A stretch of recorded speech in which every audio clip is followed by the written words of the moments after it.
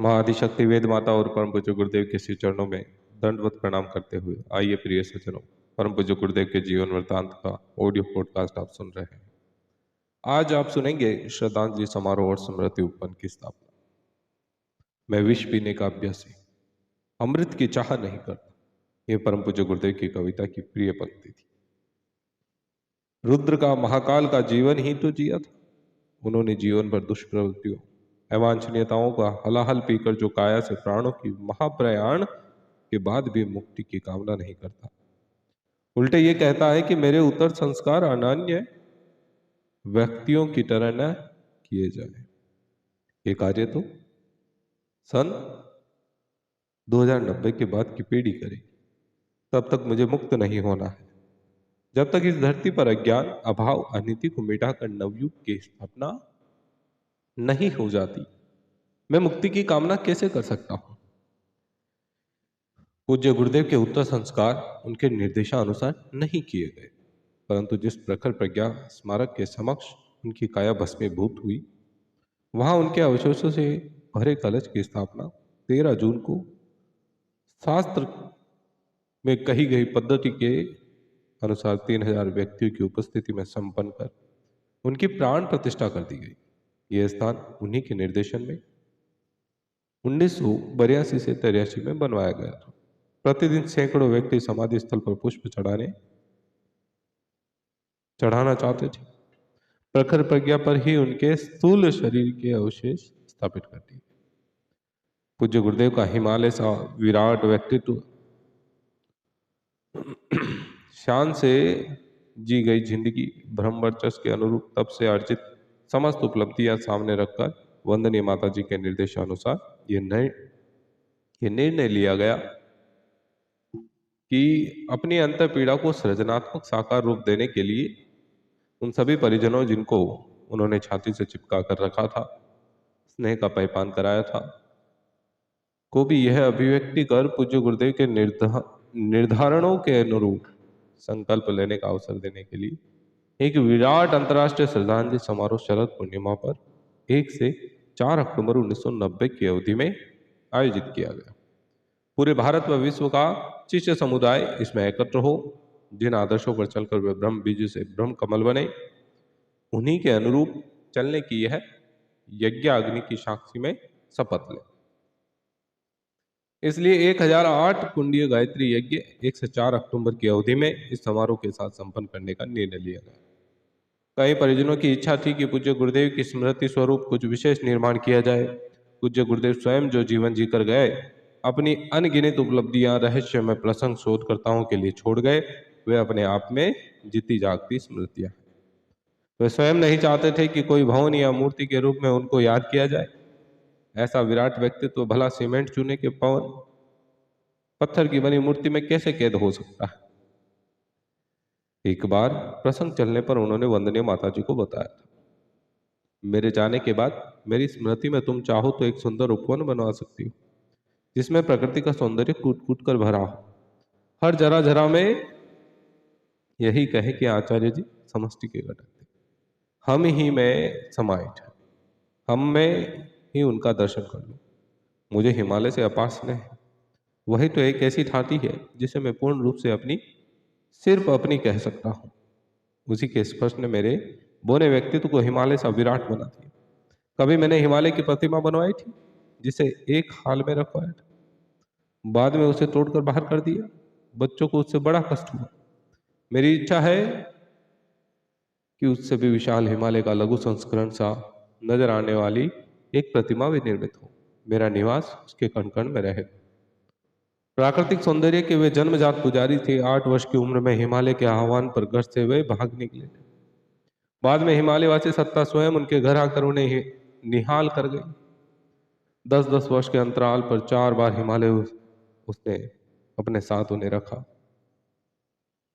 पूज्यवर के अनुसार वहां न केवल चारों धाम है जिनके दर्शन के लिए लाखों व्यक्ति प्रतिवर्ष वहां जाते हैं, अभी तो वह सिद्ध साधकों की क्रियास्थली है, देवताओं का क्रीडांगन है, देव संस्कृति की एक महत्वपूर्ण देन है। आर्यावर्त ब्रह्मवर्त को है सारे ऋषिगणों जिनकी परंपराओं का बीजारोपण शांति कुंज में किया गया, ने हिमालय पर तप करके ही सिद्धियां प्राप्त की।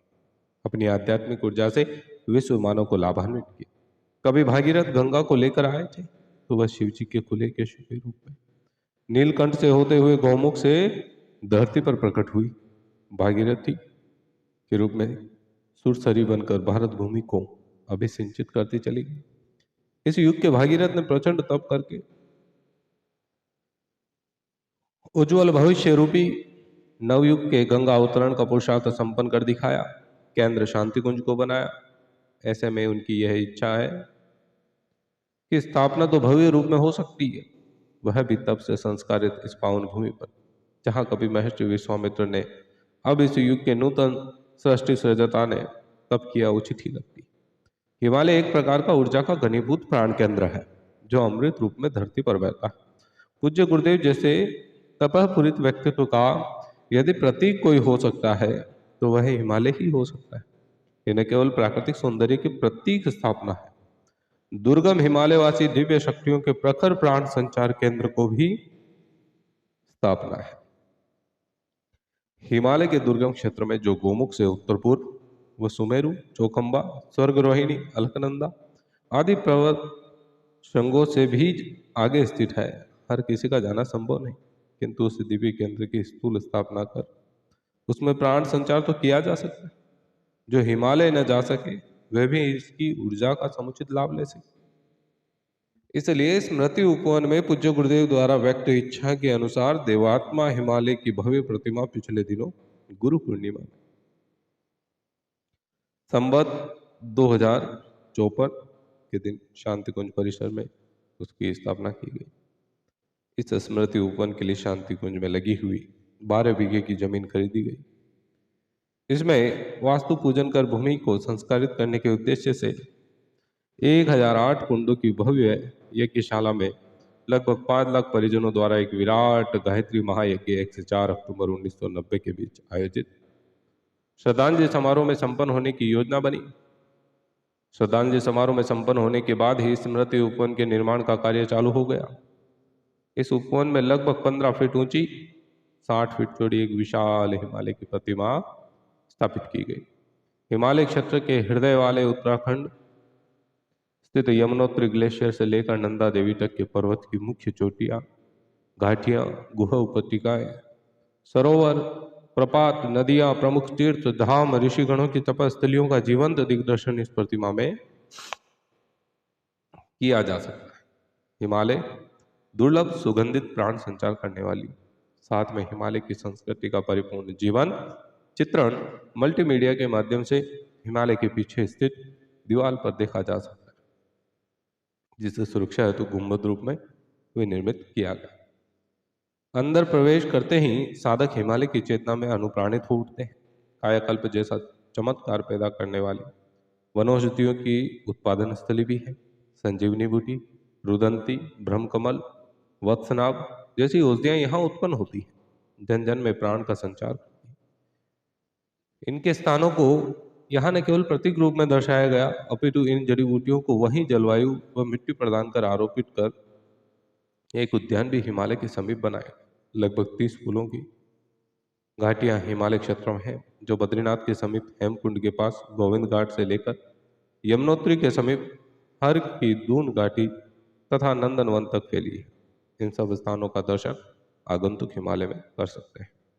पूज्य गुरुदेव और सतयुग कालीन व बाद के युग के महामानवों, ऋषियों, अवतारों ने जहां जहां तप किया उन स्थानों को भी इसमें दर्शाया गया।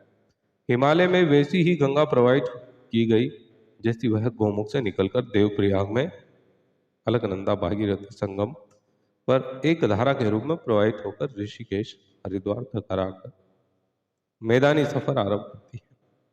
आज के इलेक्ट्रॉनिक माध्यम से संभव बन पड़ा यह विराट निर्माण वस्तुतः देखने योग्य है। पूरे उपवन में स्थान स्थान पर झीलें बनाई जा रही है। इसमें हिमालय से उत्तरी गंगा का जल प्रवाहित हो रहा है। प्रकृति का पूरा साहचर्य परिजनों को मिल सके, इसके लिए बड़े बड़े वृक्षों के सघन कुंज, लताओं से ढकी प्राकृतिक कुटियां भी निर्मित की जा रही है, जहां साधक कुछ समय बैठकर दिव्य सत्ताओं, पूज्य गुरुदेव की उपस्थिति का सातत्य का ध्यान कर सके। स्थान स्थान पर वनौषधियां, नेत्रों को मोहित कर देने वाले पुष्पों से लदे गुल्म भी लगाए गए। निर्मल निष्पाप प्रकृति के सानिध्य में निवास करने वाले सौम्य प्रकृति के प्राणी, पक्षी, खरगोश, हिरण, चीतल, मोर, बत्तख, तोते, मैना आदि भी इस परिसर में विचरण कर रहे होंगे। आगंतुक पर्यटकों परिजनों को लगेगा कि वह प्रकृति के उस सौंदर्य को देख रहे हैं जिसे आधुनिकता की अंधी दौड़ ने उनसे दूर बनाए रखा। प्रकृति की समस्वरता, निविड़ एकाकीपन से भरा माहौल उन्हें अंतर्मुखी बनने व आत्म साक्षात्कार करने के लिए विवश करेगा। प्रचंड ऊर्जा के स्रोत हिमालय के उस उपवन में उपस्थित उन्हें दिव्य संरक्षण प्रदान करेगी, उनमें दिव्य भावनाओं का संचार करेगी। ये सब कुछ वैसा ही होने जा रहा है जैसा कि पूज्य गुरुदेव को प्रिय था। उनकी स्मृति में इस गायत्री उपवन व देवात्मा हिमालय के रूप में अक्षुण्ण बनी रहने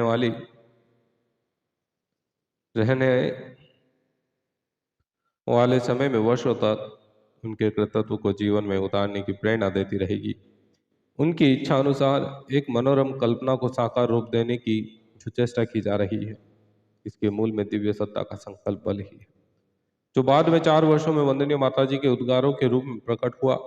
उस संकल्प के साथ जुड़ी देव सत्ताओं की अंशधर शिष्य वर्ग की सघन श्रद्धा देखते ही देखते पूरे विराट परिसर का निर्माण करा देगी। इसमें कोई संदेह नहीं, किसी को नहीं होना चाहिए।